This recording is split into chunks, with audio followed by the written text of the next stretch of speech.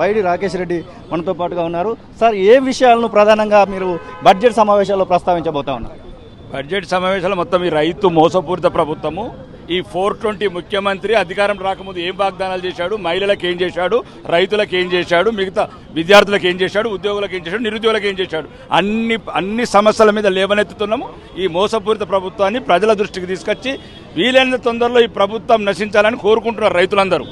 ఈరోజు 70 లక్షల రైతులు ఉంటే ఓన్లీ 10 లక్షల మంది రైతులకు రుణమాఫీ చేసి సంకలు గుద్దుకుంటున్న ఈ కాంగ్రెస్ నాయకులు దమ్ముంటే ఏదైతే మీరు అక్టోబర్లో ఏదైతే పత్రికా ప్రకటనలు ఇచ్చారో ఎటువంటి షరతులు లేకుండా రుణమాఫీ అని ముందు ధైర్యంగా అందరు రైతులకు 70 లక్షల మంది రైతులకు రుణమాఫీ చేయాలని ప్రధాన డిమాండ్. ముఖ్యంగా మహిళలకు ఏదైతే వాగ్దానం చేశారో మహాలక్ష్మి స్కీమ్ 2,50,000 7 నెలల ఏదో మహాలక్ష్మి స్కీమ్ కూడా మొదలు పెట్టండి, పేదలకు ఇల్లు కట్టించండి. ఇవన్నీ ప్రధాన డిమాండ్లు అసెంబ్లీ వేదిక లేవనెత్తుతాము.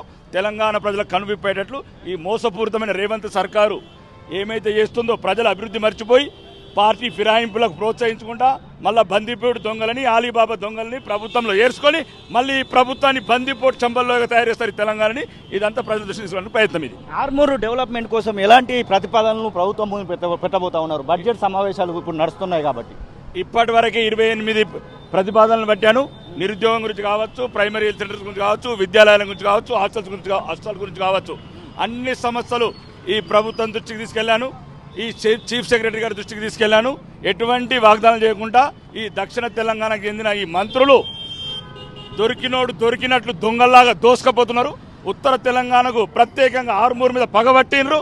ఇంటిగ్రేటెడ్ మోడల్ స్కూల్ శాంక్షన్ చేసిన తర్వాత ఈ ఉప ముఖ్యమంత్రి ఈ ముఖ్యమంత్రి ఇద్దరు మదిరా కొడంగల్కు దోసుకెళ్లారు. దాని మీద ప్రధానంగా నా నియోజకవర్గంలో ప్రధాన సమస్యల మీద పోరాటం చేస్తాను.